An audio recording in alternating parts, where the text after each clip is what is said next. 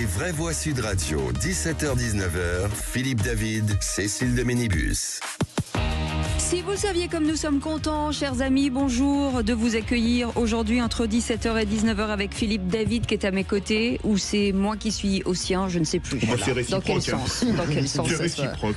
Vous allez bien, Cécile? Écoutez, quand vous êtes là, tout va bien. Oh ben, quand vous allez bien, tout va bien aussi. Ouais, mais vous n'avez pas une pression qui monte là? Une pression de qui? Une pression, on va dire un arsenal de pression, si vous voyez ce que je veux dire. Ça n'a rien à voir avec la bière. Rien à voir. Ah d'accord, ok. Dommage. C'est fou. En attendant 21h, vous voyez ce que je veux dire? Oui. Ah, oula, la prison Arsenal, vous dire, qui va perdre. C'est ça que vous êtes en train de dire. D'accord, ok. Non, parce que Maxime, notre réalisateur, il nous l'a dit hier pour les vrais du foot, lui il est pour Arsenal. De toute façon, moi j'ai annoncé, chers amis, que nous aurons un pape marseillais et une victoire PSG aujourd'hui. Voilà, c'est comme ça. Alors là, ma chère Cécile, d'accord pour la seconde, mais le premier, j'en doute. Ah bah écoutez, on peut l'espoir fait vivre. C'est ça la foi. C'est pas sûr, hein, vous savez, ça manœuvre à fond. Aveline, il était dans les choux, il commence à aller les actions d'Aveline. Est-ce que vous avez lu, excusez-moi, est-ce que vous avez lu la bio de notre pape marseillais? Oui, c'est extraordinaire. La première chose qu'on dit de lui, c'est qu'il fait des blagues. C'est drôle. Il est extraordinaire. Il est top. Un type extraordinaire. En tout cas, peut-être que ça va tomber plus vite que prévu. En tout cas, pour l'instant, la fumée à Sud Radio, elle est noire. Hein. On verra si on sort une fumée blanche à la fin de cette émission. Bref, allez, plus de sérieux au sommaire de cette émission. Le grand débat du jour, à 17h30, 133 cardinaux de 70 pays enfermés dans une chapelle pour élire le pape d'1,4 milliard de catholiques. Le conclave a commencé cet après-midi dans la chapelle Sixtine au Vatican. Certains espèrent la fumée blanche rapidement dans les jours qui viennent. Alors parlons vrai, pensez-vous que le pape joue un vrai rôle politique? Et à cette question, souhaitez-vous un pape dans la lignée du pape François? Vous dites non à 92%, vous voulez réagir, on attend vos appels et vous pouvez lui donner le bon Dieu sans confession au 0826 300 300. Et notre invité, c'est comme les gens qui écrivent. Daniel Françoise. Daniel Douigou, prêtre au diocèse de Paris et connaissant le pape François, auteur d'une lettre ouverte au curé et au pape François. Et puis le coup de projecteur des vraies voix à 18h40. Raquel Garrido révèle avoir été internée en psychiatrie après des années de pression psychologique au sein du clan Mélenchon. La députée anciennement LFI dénonce aujourd'hui des méthodes staliniennes et appelle les insoumis à mettre leur fondateur, je cite, hors d'état de nuire. Alors parlons vrai. Est-ce que pour vous le mode de fonctionnement du couple Mélenchon-Chikirou vous semble normal ou condamnable? Et à cette question, comme dit Raquel Garrido, Mélenchon doit-il être mis hors d'état de nuire à LFI? Vous dites oui à 80%, vous voulez réagir, le 0826 300 300. La bienvenue à vous tous, en tout cas on vous la souhaite jusqu'à 19h. Les vraies voix Sud Radio. Et il aurait pu être pape, Philippe Bilger est avec nous. Oui, bien sûr, vous auriez pu. Bien sûr. Oui, vous aurez bien vu. Vous avez l'âge. En tout cas, vous avez l'âge. Oui, largement. Oui, mais il faut moins de 80. Je suis presque trop vieux. Je n'aurais pas pu élire de justesse. Parce que j'ai regardé la moyenne d'âge entre 68 et 75 ans, 78 ans. Je suis le plus plausible d'ici. Absolument. J'adore. Non, j'entends à cause de l'âge. Oui. Comme il se rattrape aux branches, le gars. Mais vous n'avez pas pensé que c'était par narcissisme? Non, mais bien sûr que non. Concernant. C'est pas votre genre. Françoise de Gouaix est avec nous. Bonsoir Françoise. Jeanne, une seule femme pape, une fois dans l'histoire. Ouais. Une seule fois. Un jour, ça viendra. J'ai peur que ce soit pas nous. Sébastien Ménard est avec nous, entrepreneur dans la food tech et patron de Presse Libre. Bonsoir Sébastien. Bonsoir. Amen. Ouais, d'accord. Amen quoi? Amen. Il aurait pu amener les bonbons, amener quelque chose. Non, on aurait dit apporte. Apporte, oui, c'est vrai. Exactement. Alors qu'on amène Frédéric, on apporte des bonbons. Frédéric est avec nous. Bonsoir Frédéric. Bonsoir. Allô. Oui, Frédéric. Je suis là. Il faut couper la radio, Frédéric. Là, pardon. Voilà, j'étais en train de couper. Je suis là. Bonsoir tout le monde. Bienvenue Frédéric de Paris. Et vous vouliez revenir sur la décision de la ministre de l'Éducation nationale du quota en classe de maths. Oui, exact. Moi, les quotas, ça m'embête. Vous voyez, je trouve que ça fait très soviète et très woke en même temps. Je crois que c'est à peu près la même chose d'ailleurs. Le quota de filles, j'ai oublié de rajouter de jeunes filles. D'accord. Parce que voilà, je me dis, si on a une classe spécialisée en maths, on a 30 places, donc ça va être limité. Il faudra donc soit un petit examen, soit un petit concours, quelque chose pour savoir qui va dans cette classe. Si on a 25 garçons qui sont dans les 25 premiers et 15 filles derrière, on va donc éliminer 10 garçons qui sont dans les premiers pour prendre derrière un quota de filles qui seront peut-être très bonnes mais qui auront été moins bonnes que les garçons. Alors ça m'embête, surtout en mathématiques. Les mathématiques sont quand même la base de beaucoup de choses, de la physique, de la quantique, de l'énergie, dans tous ces domaines, etc. On est déjà pas très très bon en mathématiques. Il y a longtemps qu'on n'a plus eu une médaille Enfield de mathématiques parce que on est un peu en retard, voire à la ramasse. La mathématique de demain, c'est la physique quantique. Je connais pas mal de physiciens quantiques. Malheureusement, ils n'ont pas d'argent pour faire leurs recherches qui coûtent très cher. Quel optimisme, Frédéric. Oui, on préfère donner beaucoup d'argent pour savoir les effets du rire sur une tranche d'âge de 16 à 23 ans que de la recherche en quantique où les Américains, les Chinois, les Coréens sont très très en avance. Et la physique quantique, c'est les maths de demain, c'est l'informatique de demain, c'est tout le monde de connexion de demain, la quantique. Et on prend un retard considérable. Donc je pense qu'en mathématiques, comme dans d'autres matières, il faut pousser ceux qui sont bons, il faut les pousser en avant. Et inciter les autres. Et les autres, on peut les tirer, mais les autres sont moins bons. Si vous voulez, on peut pas dire que 1 est égal à 1. En mathématiques, oui, mais je pense pas que dans le monde humain, 1 est égal à 1. Vous avez de très bons matheux, vous avez de très bons littéraires, vous avez de très bons sociaux, vous avez de très bons ouvriers dans différents métiers. Tout le monde ne peut pas être matheux. Et poussons en avant ceux qui sont les têtes de demain. Il faut pas se tromper de combat dans ce genre de choses, et vouloir faire de la discrimination, c'est jamais très bon. Merci beaucoup Frédéric. Moi qui ai eu 1,5 de moyenne à l'année en maths, j'ai envie de dire. Les seuls cantiques que j'ai chantés, c'était au collège. C'est ce que je me disais. Et d'autre part, ma chère Cécile, heureusement, s'il y avait eu des quotas pour garçons en maths, sinon je n'aurais jamais été choisi. Merci en tout cas Frédéric voilà, on n'a malheureusement pas trop le temps de réagir. Vous restez avec nous dans un instant, le réquisitoire du procureur. Réquisitoire sur Boualem, l'Assemblée nationale. D'accord, Boualem Sansal, bien entendu. Vous restez avec nous. On revient dans un instant avec les vraies voix jusqu'à 19h. Les vraies voix Sud Radio, 17h-19h, Philippe David, Cécile de Ménibus. Chers amis, nous attendons cette fumée blanche comme vous. Ça vous intéresse, Philippe Bilger ? Énormément. Françoise de Goua, ça vous intéresse ? Moi je suis passionné parce que je pense que le Vatican c'est le vrai pouvoir. Et ça fait des années, peut-être parce que que je m'intéresse vraiment aux affaires vaticanes. Et c'est un congrès qui s'ouvre là, le conclave. C'est un rapport de force politique, j'adore. Sébastien Ménard ? Moi j'aime bien le Vatican parce que c'est à peu près le seul truc qui fonctionne. Vous savez, dans la durée, c'est... ça fait longtemps. Là, moi qui suis plutôt conservateur, on est plutôt pas mal là-bas. Très bien. En attendant, il conserve les informations. C'est Félix Mathieu. Dans un instant, les 3 mots dans l'actu. Félix ? On va parler du Vatican. Effectivement, des cardinaux qui sont désormais, ça y est, réunis pour élire un pape. On va parler aussi de l'Algérie qui émet 2 mandats d'arrêt contre l'écrivain Kamel Daoud, lauréat du dernier Goncourt. Et puis de ce match très attendu en demi-finale, retour de Ligue des Champions, PSG Arsenal à 21h au Parc des Princes. En 3 mots, conclave, mandat et retour. Non mais c'est bon, ils ont gagné. Allez, tout de suite, le procureur. Les vraies voix Sud Radio, le réquisitoire du procureur. Philippe Bilger. Et monsieur le procureur voulait requérir contre un vote pour le moins surprenant de certains députés hier soir à l'Assemblée nationale. Oui, à propos d'une résolution qui demandait la libération immédiate de Boualem Sansal, 20 députés LFI ont voté contre, des écologistes également, les communistes et...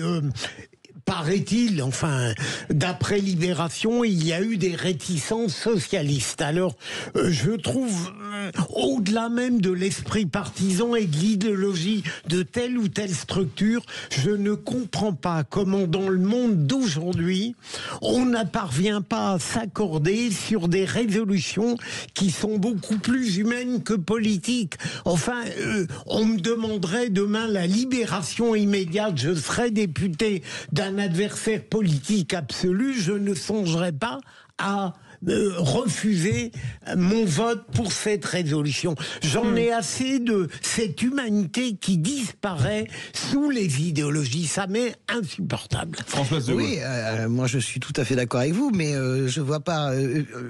D'abord, c'est injuste de dire qu'il y a eu des réticences. Il y a peut-être un mec qui a dit est-ce qu'on y va, mais c'est le groupe socialiste comme un seul homme a dit évidemment. Donc on peut pas raconter non plus des choses qui n'existent pas. Ça c'est le premier point. C'est pas vous. Hein. Je sais très bien que c'est Libé. Ça, c'est le premier point. Le deuxième point, mais LFI, toujours la même histoire en réalité. Ils considèrent que Boualem Sansal est instrumentalisé par Bruno Retailleau, par la droite française, par l'extrême droite française. Donc, on fait pas ce cadeau. C'est complètement con. Voilà, si je puis me permettre de le dire, c'est même lamentable. Moi, j'ai un peu honte, hein, franchement, sérieusement. C'est pas hallucinant que parmi ceux qui ont voté contre la libération de Boualem Sansal, les mêmes demandent la libération d'un terroriste nommé Georges Ibrahim Abdallah? Non, c'est parfaitement cohérent en fait. Ah bah. Non, mais en fait, Oui. si on regarde, Françoise est d'accord avec moi, si on regarde ce qui se passe depuis 2022, ce qui s'est évidemment aggravé depuis la dissolution, vous avez un certain nombre de parlementaires qui font honte à la représentation nationale. Donc, sous couvert d'idéologie, sous couvert de calcul, sous couvert de je ne sais quoi d'ailleurs, ils font honte à la représentation nationale. Et c'est pas des faits anecdotiques puisque, comme vous l'avez souvent signalé, Philippe Bilger, c'est des faits qui se reproduisent et qui se reproduiront encore, soit jusqu'à la prochaine dissolution, soit jusqu'au renouvellement législatif de 2027. Allez, tout de suite, les 3 mots dans l'actu, c'est Félix Mathieu. Les vraies voix Sud Radio. 3 mots dans l'actu, Félix, qui sont conclave, mandat et retour. Ça y est, les cardinaux sont réunis dans la chapelle Sixtine. Début du conclave, premier tour ce soir, mais on devrait rien savoir, un sauf cas improbable où le nouveau pape serait élu du premier coup. Le régime algérien lance 2 mandats d'arrêt internationaux contre un autre écrivain franco-algérien, Kamel Daoud, lauréat du dernier prix Goncourt, alors que Boualem Sansal est lui toujours derrière les barreaux. Et puis attention, le match retour à domicile, le PSG affronte Arsenal au Parc des Princes après leur victoire 1-0 à l'aller. Les Parisiens et leurs supporters espèrent bien se qualifier en finale de Ligue des Champions. Les vraies voix Sud Radio. Ils ont partagé une messe avant de s'enfermer. De quelle couleur elle est, cette fumée? C'est parti pour le rituel du conclave. Les 133 cardinaux électeurs, tous de rouge vêtus, sont réunis dans la chapelle Sixtine au Vatican pour élire un nouveau pape. Les plus optimistes espèrent une élection rapide dans les jours qui viennent.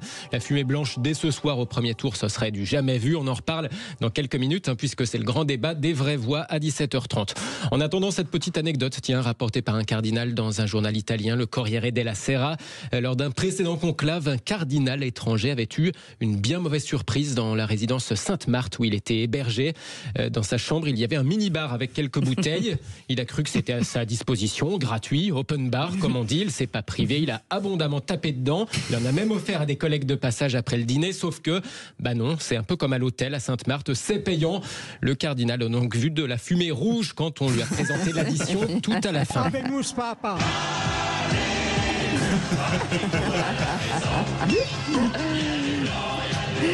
Et le deuxième mot, c'est mandat d'arrêt internationaux émis par l'Algérie. Oui, c'est la diplomatie française qui l'annonce et ça ressemble franchement à un cran supplémentaire franchi dans les tensions entre Paris et Alger. Les autorités algériennes viennent d'émettre 2 mandats d'arrêt internationaux contre Kamel Daoud, l'écrivain franco-algérien lauréat du dernier prix Goncourt. Lui qui, ces derniers mois, a beaucoup pris position pour défendre évidemment son confrère Boualem Sansal, déjà arrêté et incarcéré en Algérie. Être algérien et écrivain en France, c'est incarner le corps des délires et des contradictions algériennes. Si vous ajoutez les catégories d'écrivains francophones qui aiment la France comme un poème et saluent dans ce pays, vous voilà élu au malheur et au bonheur. Sansal est aujourd'hui un corps du délire politique algérien. On l'utilise pour démontrer la force vengeresse, la capacité de nuire et de faire peur aux dissidents, pour se concilier les bonnes grâces des populistes et des religieux, ou pour faire mal à la France, ou pour lui signifier sa faiblesse. Kamel Daoud, à son tour donc visé par des mandats d'arrêt internationaux des autorités algériennes. Nous suivons et nous suivrons l'évolution de cette situation avec attention, indique le porte-parole du ministère des Affaires étrangères. Il évoque un auteur reconnu et respecté. Il ajoute aussi que la France est attachée à la liberté d'expression. Philippe Bilger, on peut dire que l'Algérie est en roue libre ? C'est-à-dire que pour l'instant, ce qui peut apparaître comme une solution de faiblesse, même s'il y a des choses qui se passent dans les coulisses, ne fait que renforcer le sentiment qu'a l'Algérie, en effet, de faire cavalier seul. Bon, en même temps, ça ne fait pas la première fois qu'il y a des pays qui lancent des mandats d'arrêt internationaux. Je vous rappelle les écrivains des Brigades Rouges qui étaient réfugiés en France, qui avaient eu la grâce présidentielle de François Mitterrand et qui étaient réfugiés, ils étaient sous mandat d'arrêt italien. Enfin, donc, ils avaient tué des gens, alors que eux, ils ont tué personne. Non, c'était pas du tout. C'était pas forcément. Cesare Battisti avait tué du monde. Il n'y avait pas que Cesare Battisti. Il y avait véritablement des intellectuels. Donc, c'est pas la peine de faire de l'Algérie non plus un cas unique. C'est déjà arrivé, ce genre de choses. Mais par contre, effectivement, c'est pas qu'elle est en roue libre. C'est pas. C'est qu'elle est dans l'agression. Quand même. Hein. Non, mais c'est pas roue libre. C'est une stratégie volontaire. Roue libre, ça veut dire que vous faites n'importe quoi. Il y a vraiment une décision, vraiment, jusqu'au bout, de nous serrer au mollet, en fait, de serrer au mollet la France. Je ne sais pas, je trouve qu'on est faible dans la réaction, même sur Kamel Daoud. On est évidemment faible. On est faible depuis le début, en fait. On est dans l'exclusionnite, on a essayé de contourner le problème, on a essayé d'expliquer ce qui ne méritait pas de l'être. Donc voilà, aujourd'hui on est dans une espèce de surenchère idéologique, surenchère politique, surenchère médiatique de l'État algérien et des dirigeants algériens. Évidemment, aux grandes dames, probablement de la population algérienne, parce que je suis intimement convaincu que ça radicalise les extrémistes et les populistes. Bon, enfin, il y a des tas de gens qui sont extrêmement modérés et ça met totalement en porte-à-faux des centaines de milliers, pour pas dire quelques millions, de franco-algériens, de binationaux qui ne veulent que vivre, je dirais, leur binationalité de manière cool et sereine, quoi. En bref, ces regains d'hostilité entre l'Inde et le Pakistan. Les deux pays, les deux frères ennemis se sont violemment bombardés la nuit dernière. On déplore au moins 26 morts côté pakistanais et 12 côté indien. C'est la confrontation militaire la plus grave entre les deux pays depuis 2 décennies. 2 pays dotés, comme on dit pour mémoire, c'est-à-dire 2 pays qui possèdent tout de même l'arme nucléaire. Ça fait pas peur, 2 puissances nucléaires qui se bombardent ? Si, bien sûr. Philippe Bilger ? Oui, ça fait peur. Ouais, on n'a jamais réussi à régler ce problème de partition. Il y a un problème culturel, de départ, le problème de civilisation. Il y a plein de choses. De l'Inde, à partir du moment où on met tous les musulmans dans un pays, le Pakistan, et qu'on décide de garder, c'est la partition de l'Inde, c'est-à-dire qu'à la fois Gandhi c'est une victoire, mais à la fois c'est une tragédie, c'est un échec, parce que on a coupé ce pays en deux. Donc voilà, moi ça me fait flipper. Je vous le dis tout de suite. Moi je pense on s'y intéresse pas. Ouais, mais il faut demander à Donald Trump. Je pense qu'en 2-3 jours, c'est réglé, ça. Oui, en 24 heures, peut-être. Allez, le troisième mot, retour. Bien sûr, le PSG reçoit Arsenal ce soir en demi-finale, retour de la Ligue des Champions. Et après leur victoire 1-0 à l'aller, les Parisiens espèrent bien confirmer en match retour. Les supporters du PSG, en tout cas, veulent y croire. C'est cette année-là, parce qu'Arsenal déjà, chez eux, on leur a mis 1-0. Dembélé en plus il est chaud en ce moment, le PSG ils vont gagner chez eux. Le collectif va avant tout comme ils ont dit et on va aller loin avec Luis Enrique. Avec une vraie identité de jeu, on a vraiment nos chances de gagner là. Confirmé, très confirmé. Des supporters parisiens au micro, des supporters parisiens, je vous en prie. Au micro Sud Radio de Clément Barguin, coup d'envoi donc du match retour PSG Arsenal. C'est à 21h au Parc des Princes. Philippe Bilger qui est parti avant la passe, donc qui était hors jeu, mais on lui donne la parole. Il y aura peut-être 2 grandes nouvelles à la fin de cette Ligue des Champions, c'est qu'on finira par aimer le PSG et qu'il gagnera la Coupe d'Europe. Mais vous les voyez favoris pour ce soir ? Oui, tout de même, je pense que... Vous êtes optimiste, hein ? Moi non, en fait, en réalité, si, je pourrais avoir... Moi je les vois favoris aussi, mais... Je sais pas, je pense que le Arsenal... Vous me l'avez demandé, ils sont favoris. Je pense que l'Arsenal de ce soir jouera pas comme la dernière fois parce qu'ils ont retrouvé leur milieu de terrain, ils ont retrouvé Partey. Mais c'est ça le problème, c'est que c'est lui le distributeur de jeu, il n'était pas là la semaine dernière. Donc je ne suis pas sûr moi que le PSG gagne. Je pense que ça va être un très bon match, mais je ne suis pas certaine qu'il gagne ce soir. Je dirais plutôt Arsenal, moi. Mais voilà, c'est avec des trucs négatifs comme ça qu'on fait cette France. Non, mais je dis en toute positif. Logique. Même que le PSG va gagner. Sébastien Ménard. J'espère. Moi qui suis comme Philippe Bilger qui lit dans les mares de café les boules de cristal, je suis intimement... Mais évidemment, on a au moins ce talent-là. Rappelez-vous, on défie toujours les mauvais pronostics de notre début. Je vais vous mettre un Moi sketch j'ai gagné en 30 tous mes secondes. pronostics jusqu'à présent. Je vois J'avais dit effectivement l'Inter, ouais. le Paris Saint-Germain battre Arsenal et évidemment aller jusqu'en finale et gagner cette finale parce qu'il le vaut bien, le Paris Saint-Germain. Allez, ok. Bon, Voilà. les pronostics. Alors, Allez, attendez, pronostics. parce que je vais répondre à Philippe Bilger. Hier soir, dans ce studio, dans les vraies voix du foot, j'ai été le seul, avec Guy Carlier, avec Emmanuel Galasso, avec Maxime Sénat et Quentin Fredon, à prédire que l'Inter allait se qualifier. Tout le monde mettait le Barça et vous osez critiquer mes pronostics, Philippe Moi, Bilger. j'ai dit par exemple, par exemple que l'Inter allait gagner Mais il y a c'est très ça, c'est de la longtemps. gnognotte, alors que ce soir.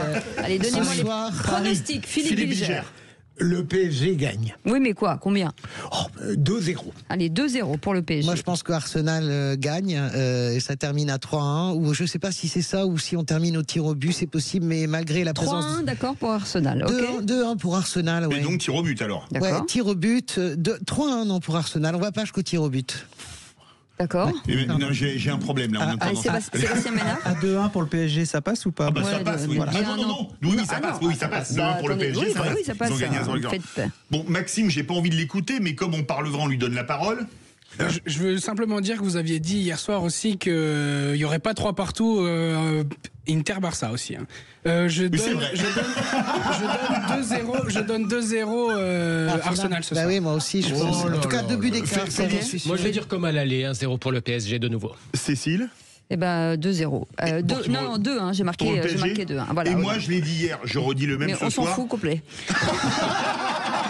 Je pense que c'est Arsenal. 3-1 pour le PSG, je mets. Moi, 3-1 pour Arsenal. 3-1 pour le PSG. Oui, 3-1 pour le PSG, oui. Et PSG va gagner donc. Oui, 3-1 pour le PSG, je mets victoire du PSG, 3-1. Bah, il y a 2 minutes, vous disiez non. Non, je dis que j'ai la tension. Et quand j'ai la tension, là, elle monte, et ben là, je dis on va gagner 3-1 et elle descend.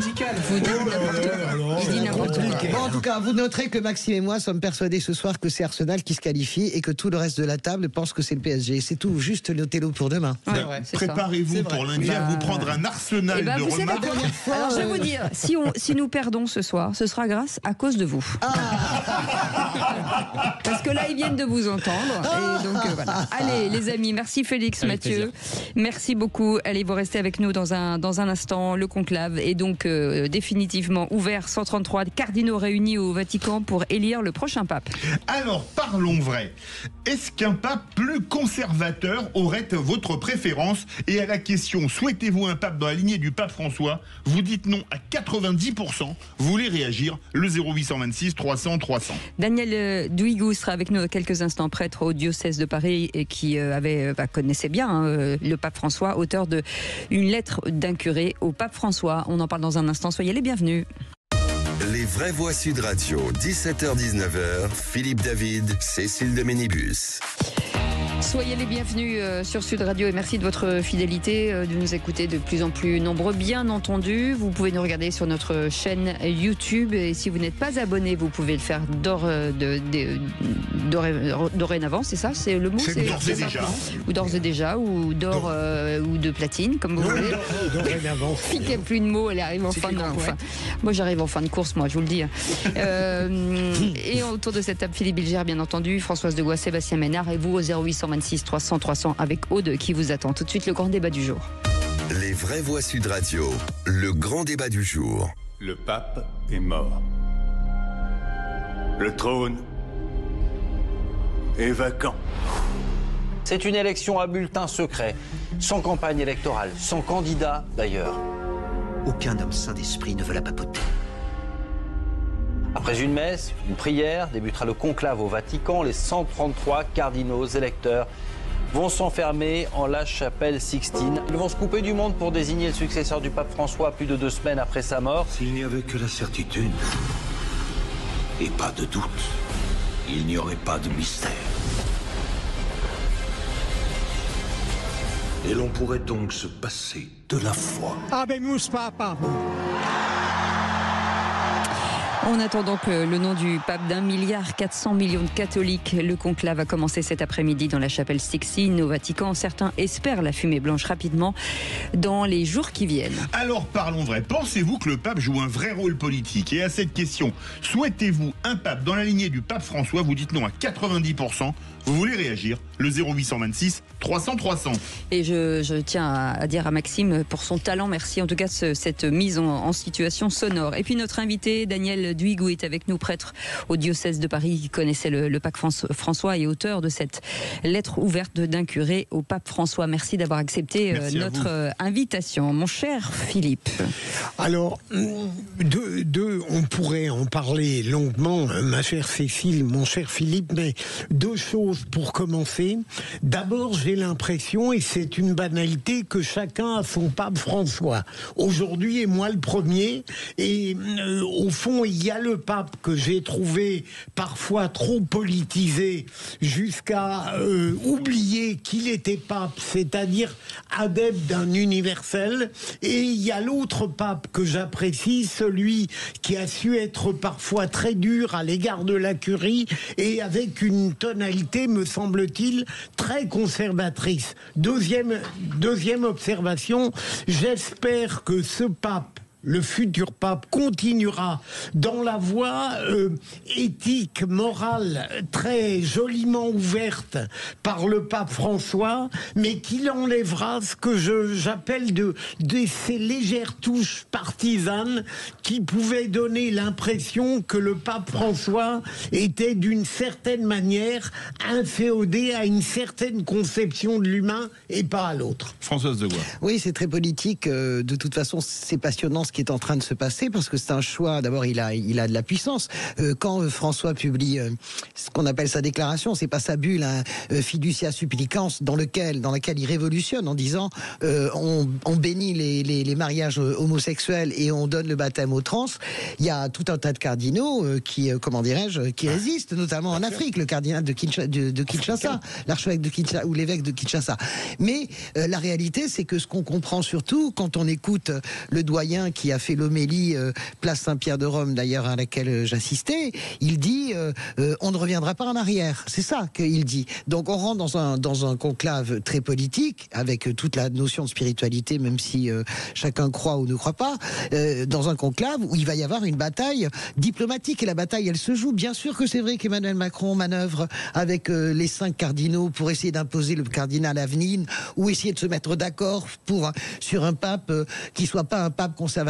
Bien sûr que les autres pays conservateurs, bien sûr que Giorgia Meloni manœuvre parce qu'elle voudrait récupérer un Italien, puisque ça fait maintenant 3 papes qu'il n'y a plus d'Italiens. Depuis 78. Depuis Jean-Paul II. Donc c'est très profond ce qui est en train de se passer parce qu'on parle, c'est un grand porte-voix le pape, c'est 1,4 milliard de gens. Sébastien Ménard. C'est l'entrepreneur qui va vous parler et non pas le chrétien pratiquant que je suis dans la sphère privée.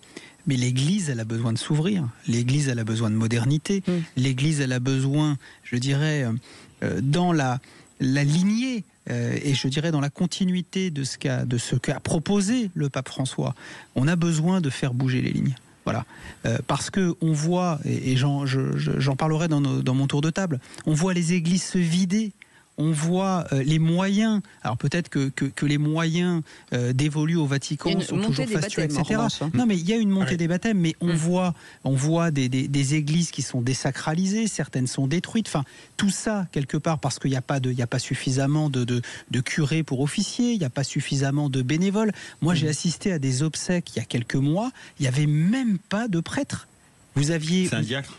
Non, il y avait quelqu'un de civil, un laïc qui portait la croix, qui avait eu par je ne sais quel procédé, je dirais l'autorisation d'un curé d'une autre ville, etc., pour procéder aux obsèques. Enfin, c'est hallucinant. Donc on a besoin, alors soit on se dit qu'on a besoin d'une forme de radicalité un peu traditionnaliste, etc., et puis il faut faire ce que le pape Benoît XVI avait fait, un truc un peu dur, un peu rigide, etc., retour aux fondamentaux, ou soit faut ouvrir. Voilà, moi je suis de ceux qui disent qu'il nous faut effectivement un pape progressiste, un pape moderne, un pape ouvert sur le monde d'aujourd'hui pour que l'Église redevienne quelque part un lieu d'accueil et un lieu de partage suffisamment attractif. Vous êtes catholique pratiquant comme Sébastien Ménard qui vient de la faire, mais vous voulez quoi? Un pape qui veuille par exemple le mariage des prêtres ou l'ordination des femmes ou le retour de la messe en latin? Venez nous donner votre avis au 0826 300 300. Daniel Duigou, vous êtes prêtre au diocèse de Paris. Vous avez écrit Lettre ouverte d'un curé au pape François, que vous avez connu.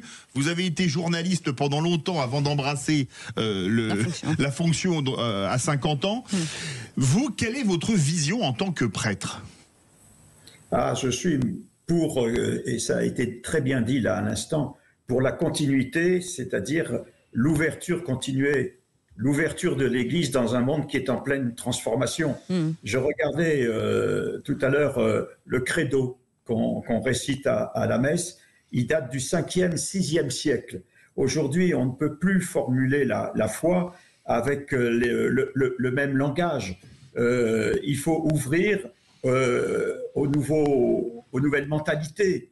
Ouvrir jusqu'où ? Eh bien, je pense qu'il faut inventer comme le monde est en train de s'inventer. Bien sûr. Et que les repères de demain ne seront pas les repères d'hier. Il faut inventer. Et notamment, je pense qu'il faut que l'Église s'ouvre au débat interne. L'Église, ça veut dire ecclésia, ça veut dire l'assemblée. Oui. Je crois que c'est important qu'on casse un peu cette verticalité de l'Église pour ouvrir le dialogue et permettre à des personnes d'histoires complètement différentes de s'exprimer pour essayer d'ouvrir un chemin nouveau dans un monde qu'on ne connaît pas encore. Philippe Bilger veut réagir. Daniel, en totale immodestie, on a scrupule à contredire un homme de Dieu. Je suis absolument en désaccord avec cette tarte à la crème de l'ouverture, le sauf qui peut dans le progressisme. Je pense que c'est l'attitude d'une Église qui précisément est dans une attitude défaitiste. Je crois profondément que l'Église retrouvera des fidèles et une adhésion forte si elle est capable de se camper sur l'absolu qui est le sien. Alors ça ne veut pas dire qu'elle doit être totalitaire ni ensauvagée, mais je pense que c'est en ayant plus d'absolu et moins de relatif qu'elle attirera auprès d'elle. Parce que je devine ce que deviendrait l'Église selon Sébastien. J'ai très peur de ça. Je vais vous expliquer. Daniel. Rappelez-vous ce que veut dire fondamentalement l'expression tradition. Si l'Église est encore debout, c'est parce qu'elle a su quand même évoluer. La tradition, c'est pas revenir en arrière, c'est inventer le demain. Là, voilà la tradition, la vraie tradition de l'Église. Et je ne suis pas d'accord avec vous. C'est pour ouvrir un chemin. En réalité, moi j'ai été élevé chez les sœurs, j'ai abandonné, mais je suis très. Ça se voit pas franchement. Bravo. On vous félicite. Jamais de grosse fierté. Excusez-moi, oui, je pense que j'ai au moins eu mes humanités. C'est pas le cas de tout le monde ici dans son studio. Il y a quand même des gens qui sont élevés au burin ici. Je dis ça, je dis rien. Au burin pyrénéen. Est-ce que j'ai le droit de le dire ? Je ne suis pas sûr que j'ai le droit, mais je le dis quand même. Je suis d'accord avec vous. Je pense que c'est très important d'ouvrir un nouveau chemin. Ça, c'est très important. Et ça ne veut pas dire, parce que je vois Philippe Bilger qui est dans le cauchemar du wokisme en fait. C'est ça. Si. Oui. Philippe. Allez, moi je pense que c'est très important. Il y a par exemple des homos, hommes, femmes, qui sont des grands croyants. Ils ont des courants d'ailleurs. Je pense à Hélas. Eh bien, ils ont le droit d'être intégrés dans cette église. Vous avez la diversité a le droit d'être intégrée dans cette église. Comprenez bien que, et vous avez raison dans ce que vous dites, la verticalité, la dureté du dogme. Mais vous mettez dehors des gens qui en réalité ont une croyance extraordinairement sincère, résumée par Papa Francesco quand il avait dit: je ne vois pas pourquoi je ferais des procès d'intention à des gens qui sont homosexuels et qui croient en Dieu. C'est impossible. Un mot, Sébastien Ménard, Daniel Duigou, on part au 0826 300 300. Je dirais à Philippe Bilger, d'autant qu'on peut se permettre de faire tout progresser parce que l'absolu c'est Dieu, on a l'essentiel. Oh, comme c'est bien dit. Daniel Duigou, et on part au 0826 300 300. Et on a une doublette de Frédéric qui sont avec nous. Frédéric de Paris déjà. Oui, bonjour. Bonjour. Rebonjour. Rebonjour. Alors, qu'est-ce que vous en pensez ? Vous voulez un pape plus libéral ou un pape plus rigoureux, plus conservateur ? Alors, moi, l'ouverture, oui, mais ça m'inquiète toujours quand on parle d'ouverture. J'ai toujours peur des résultats. Moi, si vous voulez, je suis chrétien, pas très pratiquant, je le confesse d'ailleurs, vous voyez. Ça tombe bien, il y a un prêtre avec nous. Voilà. Mais j'ai quand même... Et ça sortira pas d'ici. Voilà, j'ai été pendant 10 ans dans une école très catholique, dont je garde un très grand souvenir d'ailleurs, avec des curés extraordinaires. Moi, je dirais vous voyez, quand on dit, le prêtre tout à l'heure disait le credo, il date d'il y a pas mal de siècles maintenant, et ça peut pas nécessairement être le message de maintenant. Moi, je me dis que, je reprends ce qu'a dit Henri d'Anselme dans son livre sur le chemin des cathédrales. Les cathédrales, elles ont été faites il y a 1000 ans parce que les hommes avaient besoin de ces cathédrales pour s'élever vers Dieu, et à travers ces cathédrales, Dieu leur parlait. Je crois que le message n'a pas changé. Elles sont toujours là. Elles nous parlent et on peut leur parler. Et moi, je pense que la chrétienté doit rester fidèle au message du Christ et que nous ont transmis les évangiles. Après, autour qu'on adapte cela à la société de maintenant, bien sûr, pourquoi pas. Mais je me méfie toujours, moi, quand on appelle ouverture, parce que parfois, ça a des résultats un peu curieux. Moi, j'ai vu des prêtres dans des églises, j'ai vu des prêtres arriver avec des habits ecclésiastiques. J'avais l'impression qu'ils sortaient d'un cirque. Donc moi, ça me surprend, ce genre de choses. Bougez pas, Frédéric. On a un autre Frédéric qui nous appelle de Toulouse. Bonsoir, Frédéric. Bonsoir, Frédéric. Bonsoir à tous, bonsoir aux auditeurs. Alors, je n'ai pas pu tout écouter, mais moi, je voudrais dire qu'une bonne solution pour l'Église catholique, ce serait Monseigneur Sarrat. D'accord, donc cardinal de Guinée, très conservateur. Robert Sarrat. Conservateur, très classique. Et pour revenir à votre intervenant de plateau qui dit que les églises se vident, je pense que ça fait 10 moments qu'il n'a pas été à l'église. Ah bah, j'y vais tous les dimanches. Hein. Peut-être que votre paroisse n'est pas très attractive. Ah bah elle l'est pourtant. Je peux vous assurer qu'à Biarritz, on est très attractif. Mais force est de constater qu'on a de moins en moins de pratiquants. Et voilà, et c'est ce que je dis là est vrai dans toute la France. Et c'est vrai dans toute la France. Moi, j'habite à la limite du Gers, je me rends souvent en Ariège, et dans les paroisses dans lesquelles je me rends, c'est plein, et souvent. Bah, allez dans des villes un petit peu plus denses, vous verrez qu'en banlieue parisienne, à Paris, en banlieue lyonnaise, bordelaise, marseillaise, Toulouse, etc., ça se vide. Donc vous êtes peut-être, et fort heureusement, l'exception qui confirme la règle, et tant mieux d'ailleurs. Restez avec nous. Restez avec nous, Frédéric. Allez, 0826 300 300, Eric de Morangis qui est avec nous. Frédéric, Eric, ça rime. Hein. Ouais, ça c'est une belle constatation, Philippe. Merci beaucoup. Il est en forme. Ah bah ça, pour être en forme, il est en forme, c'est ce que je vous dis. Avec un S à la fin. Arrêtez de l'embêter. Allez-y, Eric. Moi, je vais vous faire part de mes réflexions. D'abord, moi, je suis croyant. J'ai été baptisé. Je ne suis pas pratiquant. Parce que je trouve que l'Église est déconnectée par rapport au corps social, complètement déconnectée sur 2 ou 3 points principaux qu'on entend partout, notamment le célibat des prêtres qui date du XIIe siècle et qui n'est pas dans les...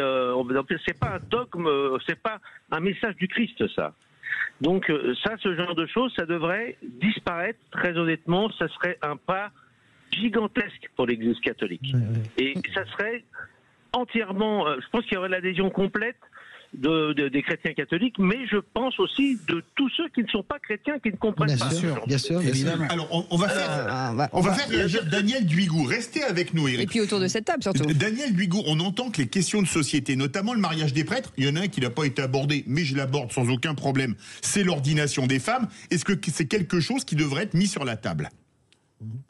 Ce qui est important, c'est d'avoir un langage qui soit compris aujourd'hui. Ordonner des hommes mariés, ordonner des femmes diacres, voilà quelque chose qui serait compris par tout le monde en tant qu'ouverture, en tant qu'une église qui comprend l'évolution du monde. Et l'important, on parlait tout à l'heure des cathédrales. Aujourd'hui, l'important, c'est pas de construire des cathédrales, c'est de prendre la défense de l'avenir de l'homme, des hommes et des femmes, dans un monde, encore une fois, qui va être complètement bouleversé. avec peut-être des avancées gigantesques en matière de science, de technologie, mais aussi peut-être avec la possibilité de la mort de l'homme, de l'humain. Et je pense que pour terminer, la parole de l'Église aujourd'hui, c'est de rejoindre tous les hommes et les femmes pour défendre ce qui est le plus important aujourd'hui dans notre culture. C'est la possibilité d'aimer les uns et les autres et de vivre ensemble sur cette planète qui est menacée. Je me tourne vers le grand traditionnaliste, Philippe Bilger. Sur l'ordination des femmes et le mariage. Quand on parle de l'ordination des hommes mariés, j'ai des frissons dans le dos. Mais pourquoi ? Imaginons qu'un Ledodu soit catholique, pratiquant, vous l'imaginez ? Mais attendez, je peux vous dire un truc. Quand j'avais 11 ans, je vais vous le dire, je fais mon truc. Attendez, vous permettez, je voulais être prêtre. Et s'ils avaient pu se marier, j'aurais peut-être été au bout. Ce qui me gêne, Daniel, mais je respecte évidemment votre avis, c'est que je sais qu'on m'oppose le mariage des prêtres, les protestants. Moi, j'aurais du mal, je continue à cultiver naïvement et saintement l'image d'une église qui est déconnectée de la rumeur et de la fureur du monde. Je détesterais avoir un prêtre marié qui tout à coup, après avoir fait le pot-au-feu, viendrait dire la messe. Mais quel est le rapport ? Moi, c'est Sébastien ou François. Sébastien. Non, je voudrais dire, moi en fait, pour donner une image et un petit peu dépassionner le débat, regardez ce que le progrès, ce que le monde ouvert et progressiste, mais pas au sens gauchiste du terme, mon cher Philippe Bilger, ça a pu faire sur Notre-Dame de Paris. Mais regardez Notre-Dame de Paris, allez visiter Notre-Dame de Paris. C'est un lieu qui n'a pas été dénaturé par le progrès, par la modernité, par l'ouverture sur des financements participatifs, sur des tas de talents qui sont venus rénover. C'est exactement Notre-Dame de Paris est en ma faveur. Oui, mais c'est le progrès, la modernité qui l'a remis dans cet état-là. Évidemment que si. Pas du tout. Allez le visiter. Évidemment que si. Tu l'as visité déjà. Bien sûr que si. Françoise. Juste en une minute pour dire que je ne suis pas. Je suis 15 secondes. Je suis pas du tout. Moi, je trouve ça très très logique que les prêtres puissent se marier comme les protestants. Évidemment. Et les femmes restent toujours l'éternel problème des religions monothéistes. Il y a des non chez les protestants, il y a des femmes pasteurs. Je parle des trois grandes religions. Je parle en tout cas des trois grandes églises.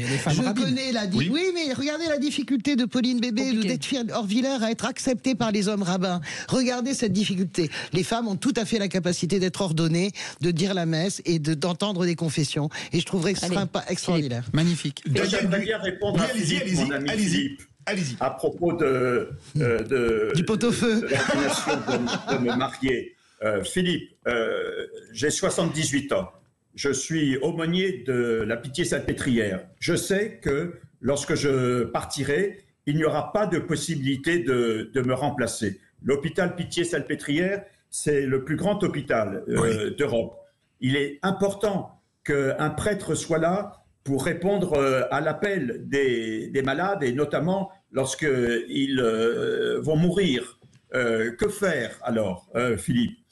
Est-ce que la solution dans ces situations-là, il ne s'agit pas que tous les prêtres se marient, c'est la possibilité qu'il y ait une réponse de foi à des hommes et des femmes qui sont dans des situations de détresse et qui vont mourir, pour parler de l'hôpital Pitié-Salpêtrière. Et là, dans ces situations-là, Philippe, je pense qu'il serait raisonnable de permettre à des hommes qui sont connus dans une communauté, mariés, les autoriser au nom de l'évêque à donner les sacrements et donc à être prêtre. Et les femmes aussi. Donc, du coup, un millième de seconde, le Saint-Esprit est tombé sur moi, mon cher Daniel. Et sur les femmes, est-ce qu'il tombe sur vous ? Merci, Daniel Duigou. Est-ce qu'il tombe sur vous, sur les femmes ? Est-ce que vous imaginez qu'une femme puisse faire la même chose ? Je n'ai pas dit ce que je pensais parce que ça aurait créé peut-être trop de polémiques au sein. Non, mais non.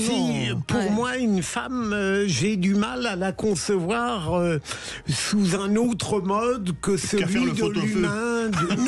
Non, je ne veux pas développer ça. Non, et sans être vulgaire, même une femme avec des coronesses ? Non. Ça, pour moi, c'est plus une femme. Voilà. Allez, c'était pour un ton d'humour, bien vous entendu. avez raison. Mais oui. Merci en tout cas 1000 fois d'avoir accepté notre invitation, Daniel Duigou, prêtre au diocèse de Paris et auteur de cette lettre ouverte d'un curé au pape François. Et merci beaucoup aux auditeurs d'avoir en tout cas témoigné dans ce débat. Restez avec nous dans un instant. Le qui c'est qui l'a dit. Et puis ce sera très vite 18h. À tout de suite. Les vraies voix Sud Radio, 17h-19h, Philippe David, Cécile de Ménibus.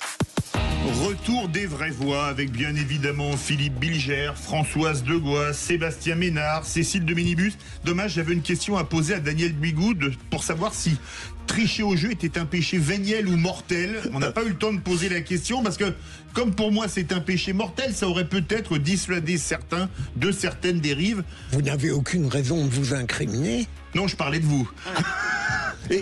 En tout cas, Cécile. la dénonciation est un crime.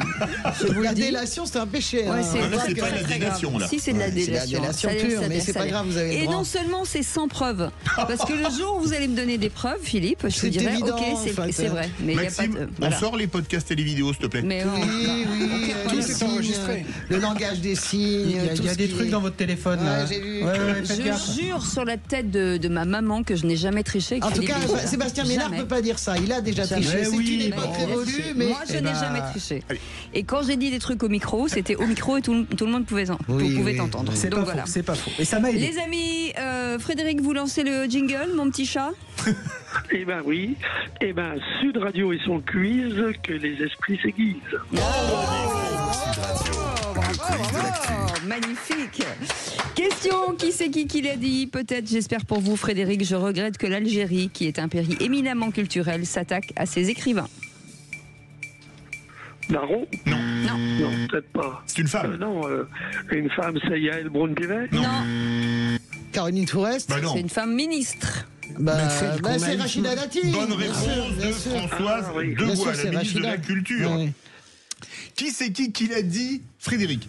Chaque année, je fais un chèque à la SNCF pour faire circuler les trains. Je ne suis pas du genre à me planquer derrière mon petit doigt quand j'ai des responsabilités. Je les assume, mais les infrastructures, c'est l'État. Je suis Crésus, moi.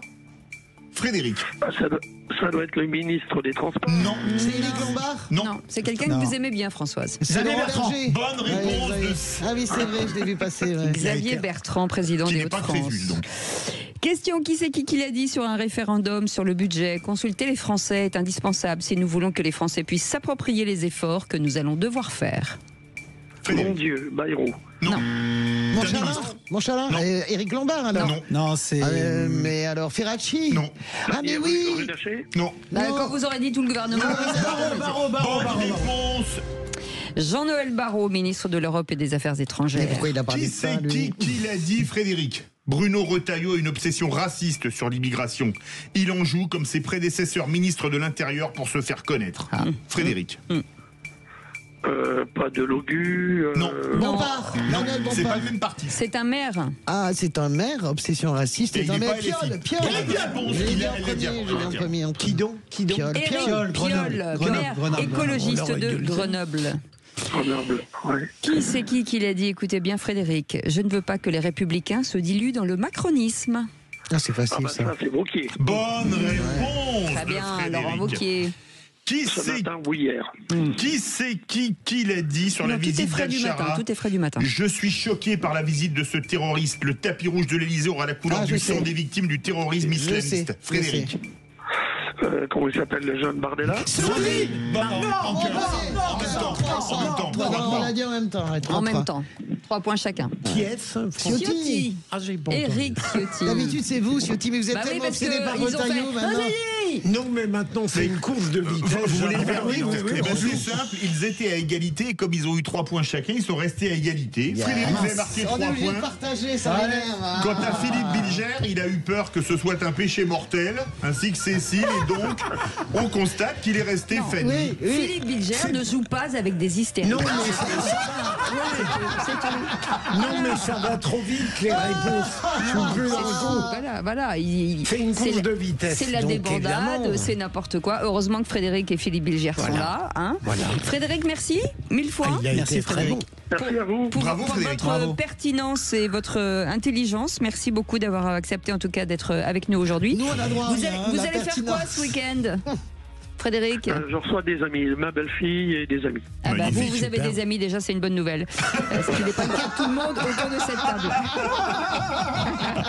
Invitez-les, ils seront contents. Merci Frédéric. Vous restez avec nous dans un instant, forcément le journal, la météo avec Rémi André et Philippe David. Je n'en peux plus de certains pétitionnaires. Très bien, on en parle dans un instant. Soyez les bienvenus et merci de votre fidélité à Sud Radio. Les vraies voix Sud Radio, 17h-19h, Philippe David, Cécile de Ménibus.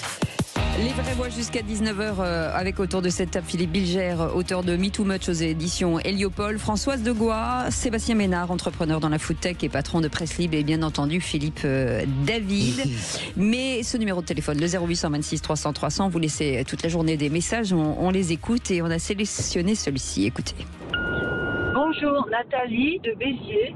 Je réagis au fait que je viens d'apprendre par l'antenne que demain, Emmanuel Macron allait recevoir le nouveau chef des mollahs syriens. Et j'ai entendu le sondage disait que 95% des gens trouvaient cela vraiment pas bien du tout, infamant.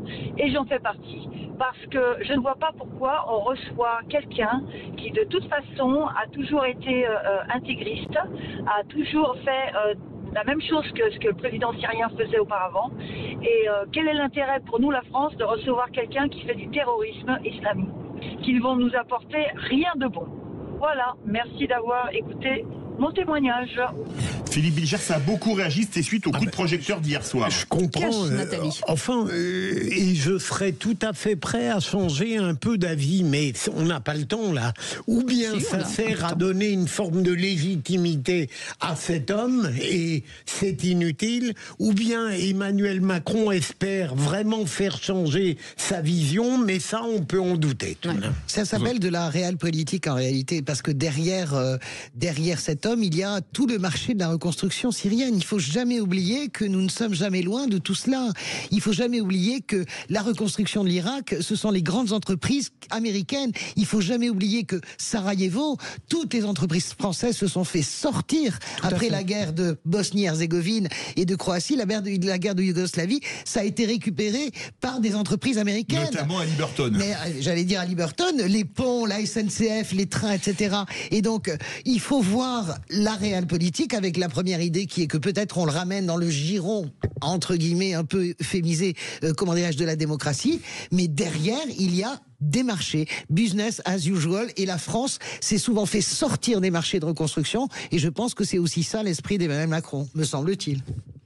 Le successeur de Bachar al-Assad n'est pas isolé sur la scène internationale puisqu'il ne vient pas uniquement voir Emmanuel Macron en Europe, il est en tournée en Europe. Donc ça sous-entend qu'il va être reçu, comme l'a dit Françoise, à la fois pour des questions de réel politique, et derrière les questions de réel politique, il y a évidemment ce qu'on appelle la diplomatie économique. Et derrière la diplomatie économique, on peut espérer qu'un certain nombre de messages, notamment sur les valeurs, sur la liberté des droits fondamentaux, la protection des minorités, pour l'instant il est vrai que le successeur de Bachar el-Assad n'excelle pas, en tout cas dans cet exercice. Il a fallu lever l'interdiction de l'ONU.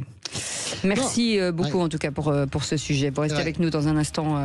L'autre coup de gueule, celui de Philippe David, qui va frapper encore plus fort. Ah, là, les pétitionnaires commencent à me les briser menus, comme on disait dans les tontons flingueurs. Le nombre de fois où ça arrive, il ne doit pas vous rester grand-chose. Les vraies voix Sud Radio, 17h-19h, Philippe David, Cécile de Ménibus. Vous n'en avez pas fini avec nous, puisque nous sommes encore là jusqu'à 19h, et vous pouvez nous appeler 0826 300 300 autour de cette table. Philippe Bilger qui est avec nous, Françoise de Gois, Sébastien Ménard, et vous, bien entendu. Et tout de suite, c'est le coup de gueule de Philippe David. Les vraies voix Sud Radio. Et même si tu dis adieu, tu ne partiras jamais. Mon arc-en-ciel dans mon ciel bleu. Mais quand leur tend le cri, l'amour se souhaite sous un ciel tard. Comme d'habitude, je vais remettre le clocher au milieu du village, un village qui s'appelle Bâle, chef-lieu du canton de Bâle-Ville en Suisse. Pourquoi Bâle? Parce que c'est là que va se dérouler le prochain concours Eurovision de la chanson le 17 mai prochain, et qu'une pétition concernant cet événement m'a paru pour le moins scandaleuse. En effet, 72 anciens participants au concours ont demandé l'exclusion de la chaîne de télévision Cannes, chaîne israélienne qui diffuse l'événement dans l'État hébreu. Une chaîne accusée par les pétitionnaires d'être, je cite, complice du génocide israélien envers les Palestiniens à Gaza, du régime d'apartheid en cours depuis des décennies à l'encontre du peuple palestinien. Comme si une chaîne de télévision pouvait être responsable d'une guerre. Une pétition qui n'a cependant pas osé demander l'exclusion de l'artiste israélienne Yuval Raphael. Il faut dire que la chanteuse est une survivante du pogrom du 7 octobre 2023, puisqu'elle assistait au festival Nova au cours duquel, pour échapper aux tueurs du Hamas, elle avait dû passer 8 heures cachée sous des cadavres après avoir été blessée par des éclats de grenades. Comme il était difficile de demander l'exclusion d'une jeune femme ayant vécu dans sa chair une telle horreur, les pétitionnaires se sont donc réfugiés sur la télévision qui diffuse l'événement en Israël. Et je n'en peux plus des appels au boycott d'un État démocratique venant de gens dont le silence est assourdissant pour des massacres dans d'autres lieux, du Soudan aux Ouïghours, sans oublier, pour revenir aux Proches et au Moyen-Orient, aux chrétiens d'Orient, aux Alaouites, aux Druzes, aux Yézidis et aux opposants au régime des mollahs de Téhéran. Des populations massacrées alors qu'elles n'ont commis aucun crime, contrairement à ce qu'a subi Israël le 7 octobre 2023 par des gens du Hamas qui, si on les laissait faire, génocideraient les Israéliens sans la moindre hésitation, comme l'ont fait les nazis durant la Seconde Guerre mondiale. Alors soutien à Yuval Raphael qui, outre sa belle voix que vous venez d'entendre, nous a fait un cadeau à nous francophones en mettant un couplet de sa chanson dans notre langue qu'elle maîtrise parfaitement. Et comme parmi les pétitionnaires se trouve Lazara, candidate française à l'Eurovision 2023, qu'il s'était illustré en montrant son doigt face caméra, je conclus son coup de gueule en lui rendant, ainsi qu'au signataire le mien sans le montrer, bonne éducation oblige. Je suis 100% d'accord avec ce que vous avez dit. C'est un scandale et je ne sais pas qui se permet de donner des leçons, mais dans le lot, il y a de ressortissants de pays qui ne sont pas exemplaires en matière démocratique. C'est le moins qu'on puisse dire. Je crois même qu'il y avait le représentant du Portugal sous Salazar. Alors en termes de démocratie, excusez-moi, Salazar, c'était quand même pas ce qui se faisait de mieux. Ouais. Mais c'est que mon point de vue. Non, c'est effrayant en fait. En réalité, c'est le mouvement qui est effrayant. Je souscris de A jusqu'à Z à votre coup de gueule, évidemment, et avec tous les bémols qu'on peut mettre, parce qu'effectivement, Smotrich et Ben Gvir, les deux ministres fous d'extrême droite, avec Netanyahou, n'aident pas non plus à ce que les choses aillent mieux. Quand ils décident et annoncent que tout Gaza sera détruit et que les Gazaouis ne pourront plus vivre, si vous voulez, c'est aussi cette surenchère-là. Mais je ne mets pas sur le même plan ni le Hamas, bien sûr, ni l'État d'Israël dans son fonctionnement. Vous avez raison, je ne sais pas comment on arrête la mécanique, parce que c'est la mécanique de l'Eurovision, c'est la mécanique des événements sportifs, c'est la mécanique des concerts. Moi, il y a une chanteuse que j'adore, Noga Eretz, qui est boycottée, mais absolument partout, alors qu'elle fait partie de la gauche, en plus israélienne, qui est contre le gouvernement. Donc, voilà, c'est très bien que vous gueuliez là-dessus. Sébastien Ménard. C'est la spirale de la bêtise interconnectée, en fait. Ça s'arrête jamais. Et comment on brise cette chaîne, il faut éteindre, il faut ranger son téléphone, il faut éteindre la télé, et puis il faut écouter Sud Radio. Oui, enfin, pas toujours. Il y a des woks comme moi qui s'expriment encore. Il y a plus trop d'endroits, mais ça fait sonner certaines oreilles. Oui, c'est vrai. Ça y est, vous avez fini votre quota, Françoise. J'allais vous le dire. Après, je vais être d'accord avec Biger et tout ça, comme ça dérangera jamais personne.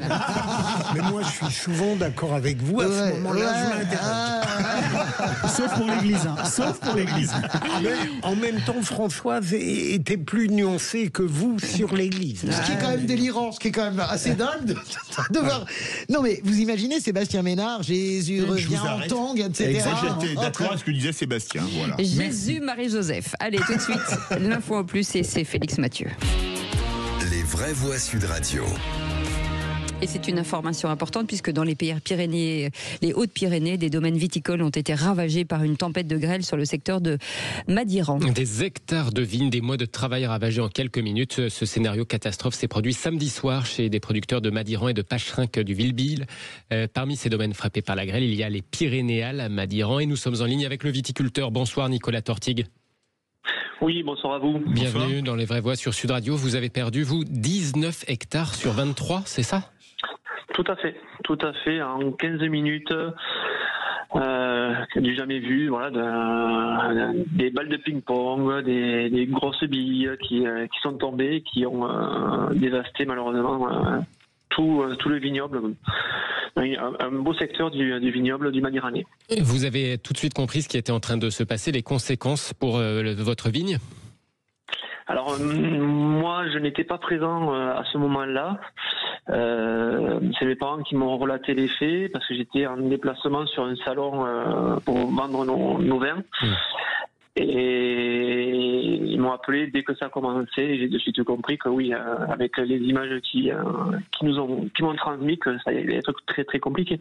Vous en êtes où quelques jours après au niveau des procédures d'indemnisation ? Est-ce que vous avez des nouvelles des assurances ou du régime des calamités agricoles ? Qu'est-ce qui se passe maintenant ? Alors donc on a eu la grêle samedi soir. Donc les assurances ont été prévenues de suite, lundi à la première heure. On a des experts qui sont passés chez certaines personnes. Moi c'est demain matin, donc même un jour férié. Voilà, donc on a les responsables départementaux, que ce soit la DDT, les chambres d'agriculture, ont déjà fait un petit tour ce matin. On est avec eux ce matin pour constater avec eux l'étendue des dégâts. Et donc malheureusement on va être obligé de retailler les vignes touchées, ainsi que d'autres collègues. Donc on a prévu une journée lundi matin de soutien, de bénévoles, avec tous les gens qui veulent venir nous donner un coup de main. Donc et à ce moment-là, on va avoir le député des Hautes-Pyrénées, des Pyrénées-Atlantiques qui vont se déplacer et éventuellement aussi la sénatrice des Hautes-Pyrénées. Désolé, le Pacherinck, c'est un tout petit vignoble, mais c'est merveilleux. C'est un blanc moelleux fabuleux. Le Pacherinck de Villebille, bien sûr. Donc, qu'est-ce que peuvent faire nos auditeurs ? Soutenir et acheter du Pacherinck. Madiran devient un très grand vin, ça devient un très grand vin de garde. Mais le Pacherinck est moins connu. Achetez du Pacherinck pour soutenir nos amis. Absolument. Courage, tout notre soutien. Merci beaucoup Nicolas Tortigue d'avoir accepté cette invitation. Et merci pour votre témoignage. Bon courage, bien entendu, viticulteur au domaine des Pyrénéales à Madiran. Merci beaucoup. Et puis, rappelez-nous si on peut vous envoyer des bénévoles, en tout cas si vous êtes aux alentours et que vous avez envie de les aider, bien entendu. N'hésitez pas. Merci beaucoup, Félix Mathieu. Vous restez avec nous dans un instant. Le tour de table de l'actu des Vraies Voix avec Philippe Bilger. Le grand livre de Nicolas Bedos. Françoise Degois. Israël avec les deux ministres du chaos, Smotrich et Ben Gvir. Sébastien Ménard. Je veux sauver mon église à Biarritz. Et ben voilà, 0826 300 300. Comptez pas sur Bilger. On en parle jusqu'à 19h. Les Vraies Voix Sud Radio, 17h-19h, Philippe David, Cécile de Ménibus. Bienvenue dans Les Vraies Voix. Je ne sais pas si vous êtes déjà en voiture, si vous partez sur ce long week-end. En tout cas, si c'est le cas, faites très attention sur la route, bien entendu, parce que c'est sur ces moments-là qu'on relâche la pression et ça n'est pas bien. Quoi qu'il en soit, merci en tout cas de nous écouter, de votre fidélité. Exactement. Voilà, merci. Oui, je suis. Voilà, c'est bien. J'ai toujours pas le nombre de personnes sur la chaîne YouTube, mais bon, c'est pas grave. Plus d'1 million. Ouais. Un peu plus d'1 million, 10 000 même. Quelle escroquerie, mon Dieu, quelle escroquerie. Allez, soyez les bienvenus tout de suite, le tour de table de l'actu de Nos Vraies Voix. Bienvenue dans votre cours d'anglais de la collection Objectif Langue aux éditions Assimil. Philippe Bilger, do you speak Trump? Yes, I try. C'est la dictée en anglais de Philippe Bilger. Great, best, worst. It is ridiculous. Everything before. C'est du russe, non? Mon accent est parfait. J'adore. Ah bon? Le tour de table. De l'actualité. And Mr. President, you want to talk about Nicolas Bedos' last book? Je sais pas comment on dit important, mais... C'est un mot français qui a été mis en anglais. Very important. Non, mais sérieusement, Nicolas Bedos a écrit un très grand livre, Soif de la honte. J'ai toujours considéré que cet homme avait, même s'il pouvait m'agacer en certaines périodes de sa vie, avait un très grand talent de dialoguiste et de réalisateur. Et lorsqu'il a connu les aléas judiciaires que vous connaissez, je trouve qu'il a été condamné d'une manière que, pour ma part, j'ai trouvé un peu sévère, parce que il avait une attitude de réflexion sur lui-même, de contrition authentique, qu'il a développé dans son livre, où de manière intelligente, brillante, pas complaisante à son égard, il montre à quel point il s'est laissé entraîner dans une dérive à cause de l'époque, à cause de lui-même, à cause d'un certain climat. Et j'aime énormément la manière dont à la fois il se repent, mais dont il parle pour d'autres que lui aussi. Ça n'est pas un livre qui ne sert qu'à Nicolas Bedos pour faire comprendre son parcours. Ça peut être utile à beaucoup de gens. Et quel talent il a tout de même. Moi, je ne sais pas, je n'ai pas lu, mais j'aime bien la démarche. Si c'est ce que vous décrivez, ça me va parfaitement. C'est-à-dire, quand même, de la contrition. C'est pas un livre pour se réhabiliter, c'est ce que je veux dire. Mais voilà, ça me va très bien. Écoutez, pourquoi pas. Chacun a sa vérité, tout le monde a le droit d'être pardonné, de se pardonner à lui-même aussi. Moi, j'aime l'initiative, j'aime le livre, je l'ai parcouru, j'aime le mec, et donc je suis plutôt totalement aligné sur votre propos. J'en suis ravi. C'est-à-dire qu'on l'a pas lu, donc on est quand même obligé de faire confiance. Moi, je l'ai parcouru. Non, je l'ai parcouru très honnêtement. Oui. Et c'est vrai que Nicolas Bedos, il fait partie de ces mecs un peu estampillés dandy, qu'on imaginait totalement ivres de tout.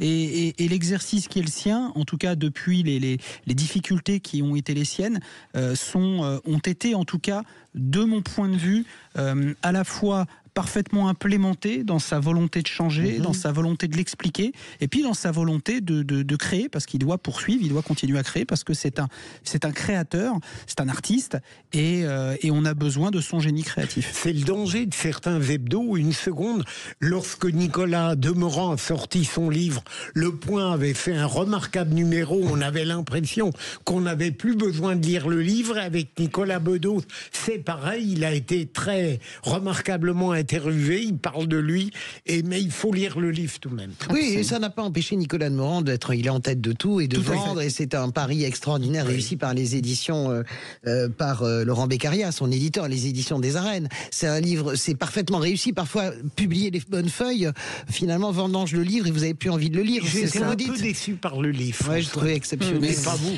Non. Bon, allez, on y va, les amis. Françoise de Gois, le trio fou israélien. Oui, le trio fou, parce que comment voulez-vous qu'Israël s'en sorte avec deux ministres de cet acabit? Je vous invite à aller sur Arte, vous savez, ça c'est mon dada, avec un extraordinaire documentaire qui s'appelle Les ministres du chaos, et le portrait de ces deux ministres, l'un qui est ministre de la Sécurité intérieure, qui est bien sûr Itamar Ben-Gvir, et l'autre Bezalel Smotrich, qui est le ministre des Finances. Où l'on regardera où mène la proportionnelle intégrale, vous avez sous les yeux l'exemple d'un carnage politique, c'est-à-dire que Benyamin Netanyahou, pour pouvoir continuer à se maintenir au pouvoir, est obligé, parce que nous sommes dans un système de proportionnelle intégrale, d'accepter la pluie et le beau temps de ces deux ministres qui sont absolument raciste assumé, hyper religieux, mais dans ce que la religion peut avoir de pire, avec des déclarations, dès qu'on a le sentiment qu'on peut encore un peu peut-être avancer ensemble, il brise absolument tout, avec la dernière déclaration en date, bien sûr, sur Gaza. Donc je vous invite, je vais vite, à aller voir ce documentaire sur Arte, ça s'appelle Les ministres du chaos. Vous vous rendez compte quand même que Benyamin Netanyahou est aussi issu de cette mouvance qui a produit l'assassin d'Yitzhak Rabin, Rabin. Moi, à l'époque, j'étais en Israël, je travaillais en Israël et je travaillais aussi beaucoup avec les Palestiniens en tant que journaliste. C'est un juif religieux qui a assassiné Yitzhak Rabin. Et ça, c'est une plaie. Et tout cet écosystème de Itamar Ben-Gvir et de Bezalel Smotrich et de Benjamin Netanyahou, c'est l'écosystème des assassins de Rabin. Philippe Bilger. On ne pourrait même pas dire que ces deux ministres apportent une sorte de pluralisme au sein d'un gouvernement. Non, parce que je veux bien qu'on fasse du pluralisme, mais le pluralisme, ça doit créer des valeurs. Quand toute la journée vous dites que les Arabes sont des nuls, que les Palestiniens, il faut les crever, et que Gaza, il faut récupérer Gaza, qu'est-ce que vous apportez? Comment dirais-je? Ils font même pas semblant, Smotrich et Ben-Gvir. Ils font même pas semblant, ils euphémisent même pas leurs propos. Ils pensent vraiment ce qu'ils disent. Comment voulez-vous accéder à la paix avec eux? C'est impossible. Et pourtant, je suis terrible Sébastien Ménard. sur le 7 octobre, comme vous le savez. Moi, j'ai entendu une personnalité politique que vous connaissez, Françoise de Gois, qui est bénigance, qui est un centriste et qui disait que c'était cuit. Que là, malheureusement, il fallait pas s'attendre à grand-chose de ce à quoi nous assistons, et qu'on allait aller quelque part au bout de cette radicalité, et qui ne porte pas la paix, et qui, malheureusement, est aux antipodes, en tout cas, des valeurs auxquelles nous croyons avec Françoise. On n'est pas toujours d'accord, mais en tout cas, là-dessus, on est parfaitement alignés.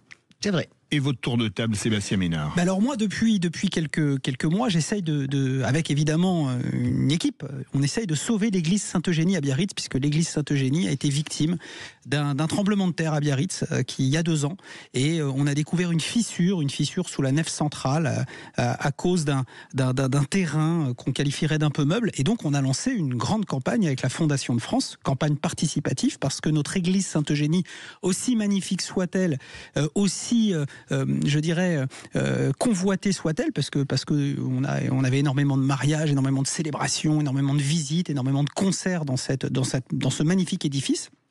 Aujourd'hui, on ne peut plus l'utiliser, puisque quelque part, elle est menacée. Oui, elle est menacée, et l'établissement n'est ni classé ni protégé. Donc, on doit quelque part assumer, tant la mairie que tous les bienfaiteurs, tous les mécènes, tous les donateurs, tous les généreux, la réfection et donc la réparation de cette église. Il y en a pour 10 millions d'euros. Oui, quand même. Voilà. Ouais. Et donc, vous faites appel à qui? Et donc, on a fait appel, évidemment, avec la fondation du patrimoine, à tous les généreux. Et on a des généreux qui se sont présentés. Et la semaine dernière, donc on a signé vendredi dernier un partenariat pour 100 000 euros avec une plateforme de location saisonnière qui s'appelle Airbnb. Je vais la citer, je vais la remercier. Et que ne s'est-il pas passé depuis? C'est-à-dire que je me suis fait lyncher sur les réseaux sociaux parce que quelque part nous vendions notre âme au diable, etc., etc. Alors je rappelle quand même que accessoirement, quand on discute avec Abritel, quand on discute avec Le Bon Coin, quand on discute avec Booking, quand on discute avec Airbnb, pour tous les citer, on discute quand même avec des opérateurs qui sont utilisés par les Françaises et les Français, par les Européens et les Européennes, pour quelque part venir visiter nos cités. Et quand ces plateformes qui reconnaissent quelque part profiter du magnifique patrimoine français redonnent à ce patrimoine français les moyens quelque part de se rénover, de se réparer, et ben moi je dis bravo. Donc je vais continuer à faire ça, je vais continuer à travailler pour sauver notre église, et puis j'ai envie de dire avec la Fondation du patrimoine que je souhaite mettre à l'honneur, nous souhaitons aider à rénover toutes les églises de France. Non mais j'ai jamais vu Ménard touché par la grâce comme ça. Alors là depuis tout à l'heure, aujourd'hui, alors vraiment c'est incroyable. Un maître duplice tout de même. Ouais, une parle duplicité. du bon Dieu et après il vend son âme au diable. C'est discutable. Non, c'est bien. Qu'est-ce qu'ils vont en faire de l'église Airbnb d'après vous? C'est pas gentil. Mais là, c'est une belle initiative. Merci beaucoup, Philippe. Pour un type de droite comme ça, c'est pas mal. Hein, vous savez quoi, ce sera bien la première fois. Ça va, mais non, je plaisante, Sébastien, bien entendu. Allez, merci beaucoup en tout cas pour ce tour de table de l'actu.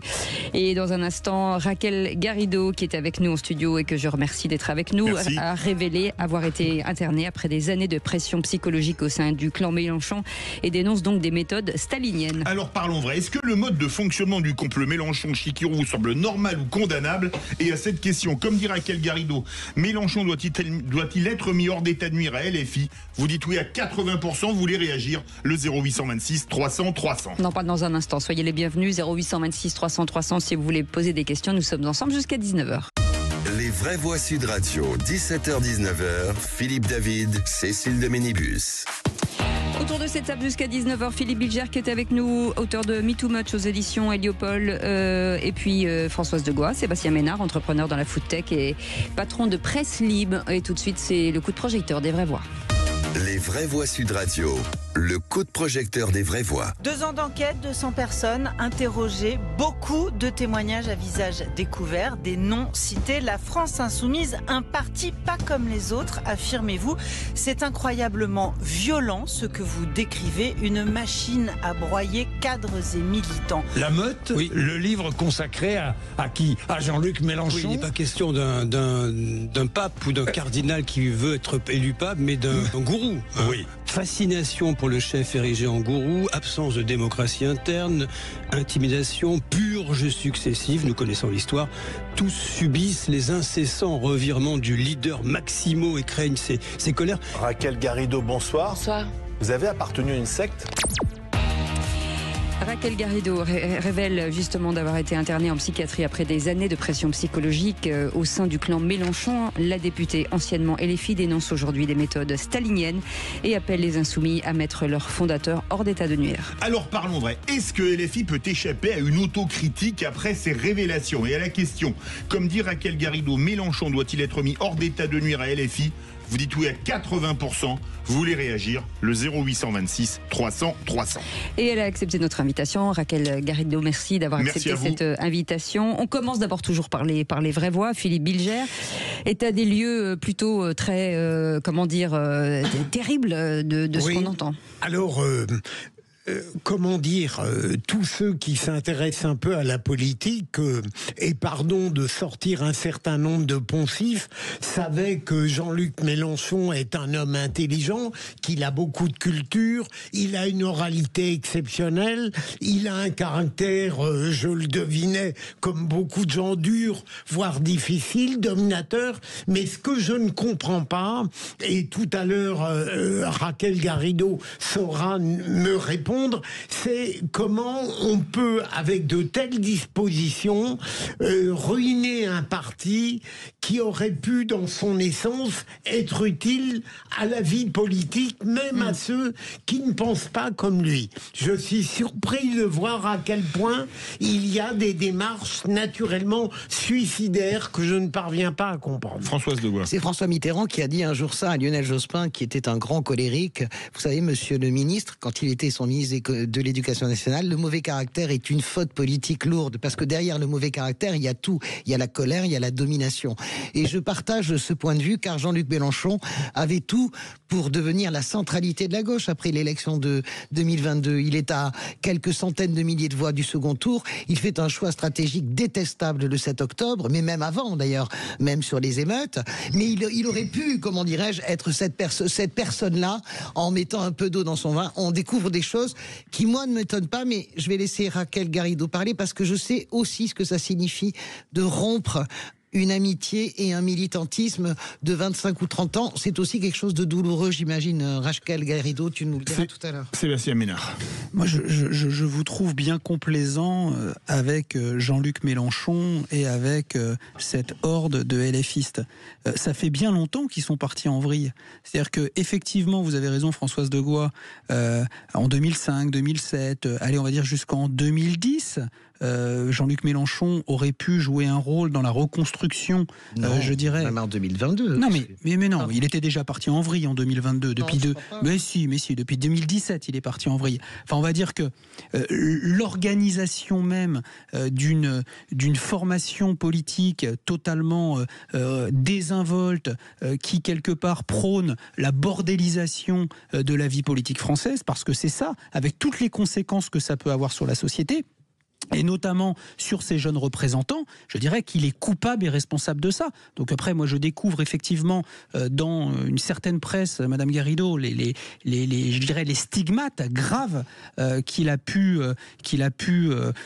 partager avec un certain nombre de ses disciples. Mais j'ai envie de dire que vous vous étonnez de tout ça. Enfin, le type est totalement parti en vrille, et ça fait longtemps qu'il est parti en vrille. Voilà, état des lieux, Raquel Garrido. Moi, la question que j'avais envie de vous poser, c'est que est-ce que vous aviez une certaine fascination pour cette personne? Parce que on dit toujours que quand on est maltraité pendant des années et des années, on se dit toujours mais pourquoi on part pas en fait?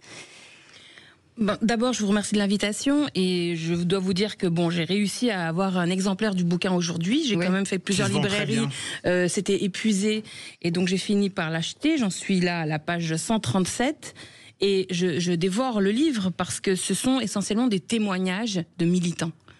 Et vous savez, l'engagement politique, c'est le sel de la terre. Il ne peut pas y avoir de démocratie sans ces hommes et ces femmes qui décident de consacrer du temps à leur engagement politique.